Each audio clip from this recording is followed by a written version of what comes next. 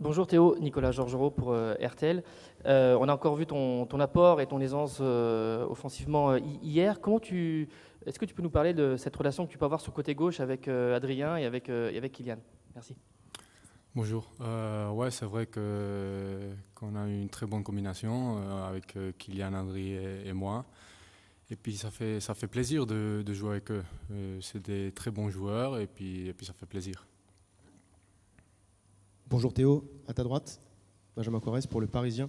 Tu as attaqué ta première Coupe du Monde avec ton frère Lucas, qui a dit toute sa fierté de te voir là avec l'équipe de France à ce mondial. Lucas est blessé depuis. Est-ce que tu dirais justement que tu joues non pas que pour toi cette Coupe du Monde, mais tu la joues aussi pour lui? Est-ce que tu la joues pour deux personnes finalement? T'es dédoublé. Merci.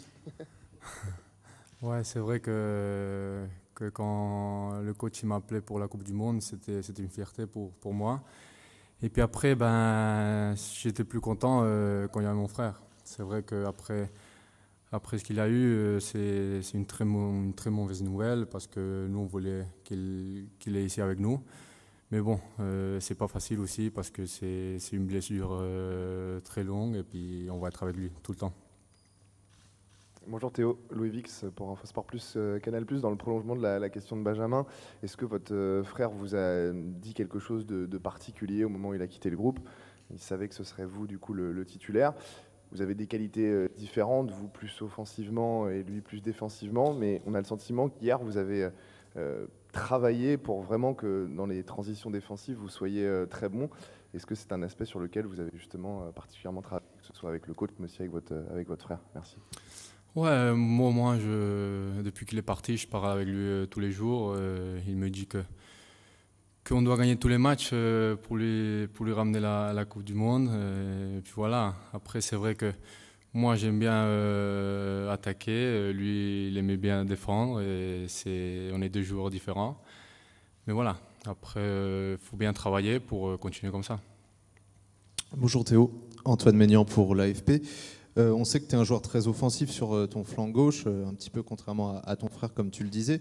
Est-ce que sur des matchs de Coupe du Monde de très haut niveau contre des gros adversaires, il y a des consignes du coach pour justement limiter cet apport offensif parce qu'il y a Kylian devant notamment, ou est-ce qu'il te donne une totale liberté pour le faire? Non, c'est vrai que le coach il me dit que je peux pas monter tout le temps, hein. Après, c'est vrai qu'il y a Kylian et quand j'ai Kylian en face, c'est plus facile de jouer au foot. Voilà, après il me dit je dois voir quand je dois monter, quand je dois défendre. Et puis, mais le plus important, c'est que Kylian et moi, on s'entend très bien sur le terrain. Bonjour Théo, Sébastien Tarago, la chaîne L'équipe. Tout le monde le dit, ton apport offensif a été fantastique sur ces deux premiers matchs de Coupe du Monde. Est-ce que tu t'es senti un petit peu en danger parfois dans le duel hier soir, dans des 1 contre 1 tout simplement? Et si c'est le cas, qu'est-ce que tu pourrais faire pour t'améliorer encore dans ce domaine? Non, c'est vrai que dans une Coupe du Monde, il y a des joueurs très forts. Après, c'est normal, non? C'est le foot. Tu peux te faire supérer, tu peux rater. C'est comme si tu rates une passe, tu rates un penalty, non? Hein? J'essaye de rater peu de passes. Théo, bonjour. Clément Lrez, Beansport. On sait que les joueurs ont la possibilité de revoir des séquences précises de leur match. Est-ce que toi, tu veux revoir après les matchs des séquences particulières, des choses que tu as bien faites, que tu as moins bien faites? Comment tu vis l'immédiat après-match? Comment tu regardes ta performance? Qu'est-ce que tu analyses en particulier?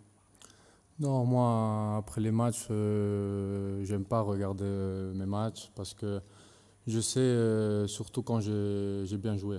Après, quand je joue pas bien, c'est vrai que j'aime bien regarder ce que j'ai loupé, ce que j'ai mal fait.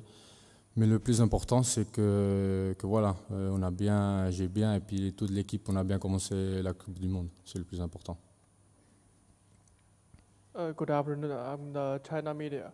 The China fans call you you are the super car. So what do you think?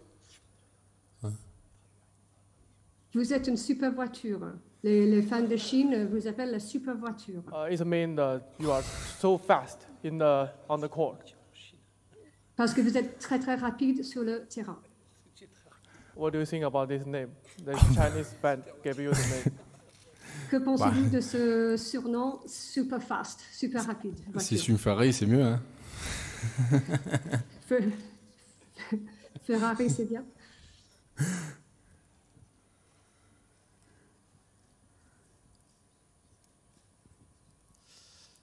Bonjour Théo, sur votre droite, Xavier Montferrand de Radio France.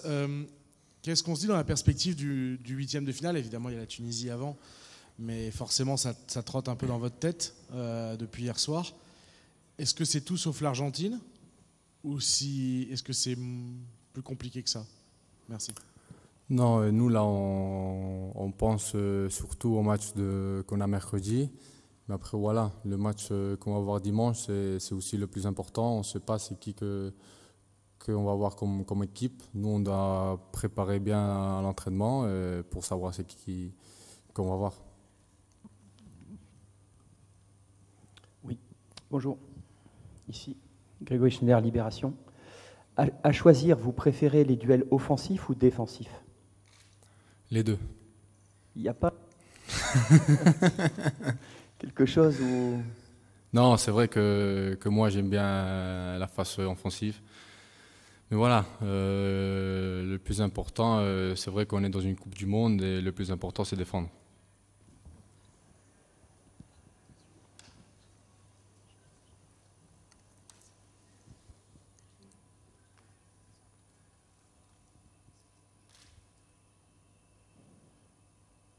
Ah, c'est moi, bonjour, Julien Babou, M6. Beaucoup moins foot. Comment ça se passe une journée comme ça de lendemain de qualif? Est-ce que vous êtes le roi par exemple de la grasse mat? Est-ce que vous avez reçu la visite de proches comme d'autres? Qu'est-ce que ça change? Comment on vit tout ça? Une journée, j'imagine, où on souffle avant de se reprojeter. Non, c'est un jour tranquille. C'est vrai qu'après une victoire et puis après une qualif à l'huitième de finale, c'est vrai c'est mieux que de perdre un match. C'est vrai là. Nous, on est très contents de cette qualif. Et puis maintenant, faut bien récupérer pour le match de mercredi. Bonjour Théo, Fabrice Hawkins, RMC. On a beaucoup parlé de votre poste, de votre qualité aussi, de contre-attaquant, de votre propension à aller vers l'avant. Est-ce que vous avez toujours joué à ce poste d'arrière latéral gauche et est-ce que vous verriez plus tard, ou si on vous le proposait, jouer un petit peu plus haut sur le terrain, milieu gauche par exemple? Est-ce que c'est quelque chose qui vous plairait? Non, pas du tout. Moi, j'aime bien où je suis maintenant. Je me trouve très bien et je suis très content de jouer à ce poste-là. Bonjour Théo, Xavier Giraudon, Info Sport Plus, Canal+. Parlez-nous de ce but, c'est l'action avec Kylian. La plupart des latéraux auraient probablement centré fort devant le but. C'est quelque chose que vous travaillez, il arrête sa course, vous le sentez. C'est qui déclenche cette action du but? Comment ça se passe entre vous deux? Non, comme j'ai dit, on se trouve tout le temps sur le terrain parce que voilà, je l'ai devant. Moi, j'ai envie de le trouver aussi parce que c'est un grand joueur. Il peut faire beaucoup de choses avec le ballon. Et quand il m'a donné cette balle, moi, je l'écoutais que, bon, surtout, je savais qu'il était derrière parce que lui, il vient tout en point pénal comme ça pour lui passer la balle. Et puis voilà, quand il m'a donné la balle, je savais qu'il était là et puis j'ai passé et puis il a fait un beau but. Oui, bonjour Théo, François Verdenel, équipe. On parle souvent de l'importance pour un attaquant des statistiques. Toi, en tant que défenseur, et tu viens de le répéter, tu veux te fixer à ce poste-là, tu as des statistiques qui sont jamais vues pour un défenseur après si peu de sélections. Est-ce que c'est important les stats pour un défenseur ? Ça dépend. Pour moi, ouais. Pour moi, j'aime bien faire des assists, mettre des buts. Mais comme j'ai dit, on est dans une Coupe du Monde et le plus important, c'est toute l'équipe. On doit bien travailler tous ensemble pour arriver jusqu'à la fin.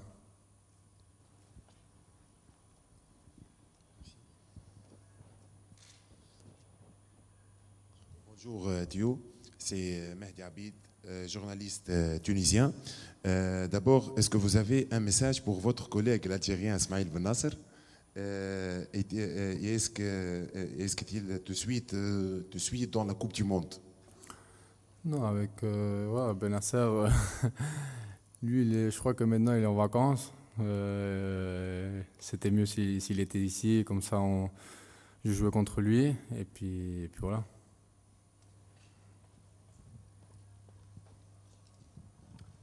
Bonjour, bonjour. Ici Nicolas, le gardien de Sud-Ouest. Je reviens sur la blessure de ton frère. Tout simplement, qu'est-ce qui s'est passé par la tête quand tu as dû le remplacer, que tu l'as vu par terre voilà, à quoi tu pensais à ce moment-là? Est-ce que tu pensais à la gravité de la blessure, à ton match? Qu'est-ce qui se passait dans ta tête à ce moment-là? Ouais, c'est vrai que c'était pas facile, non. Après, voilà, quand je l'ai vu qu'il était par terre et puis qu'il était pas bien, c'était pas facile pour moi, hein, mais moi, j'ai fait ce que je devais faire, c'est jouer ce match le mieux possible pour gagner et pour célébrer cette victoire pour mon frère. On va prendre encore 2 questions. Antoine Maignan de l'AFP et Louis Vix de Canal+. Théo, à ta droite, Antoine Maignan de l'AFP. Tu es le seul arrière-gauche qui reste dans l'effectif. Est-ce que tu sens une responsabilité supplémentaire voilà, d'être le seul à jouer à ce poste? Et est-ce que du coup, il y a un risque à ce que tu participes au 3e match, ou est-ce que pour toi, c'est 90 minutes à tous les matchs sans penser plus loin? Non, c'est vrai que voilà, je suis tout seul derrière et moi j'aime bien jouer. J'aimerais bien jouer le prochain match, mais ça c'est le choix du coach. Là, je peux pas décider. Mais pour moi, j'aime bien jouer 90 minutes. Oui, Théo, ici vous avez beaucoup parlé de votre relation avec Kylian. Est-ce que vous êtes capable d'aller plus vite que lui? Et quel autre joueur pourrait compléter le top 3 en termes de vitesse dans cette équipe de France?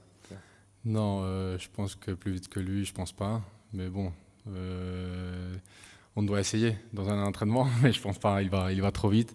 Et puis après, c'est vrai que bon, on a beaucoup de joueurs qui vont très vite. Ousmane, Coman, Raph aussi, il va très vite derrière. Non, on a 2 joueurs qui vont très vite. Voilà.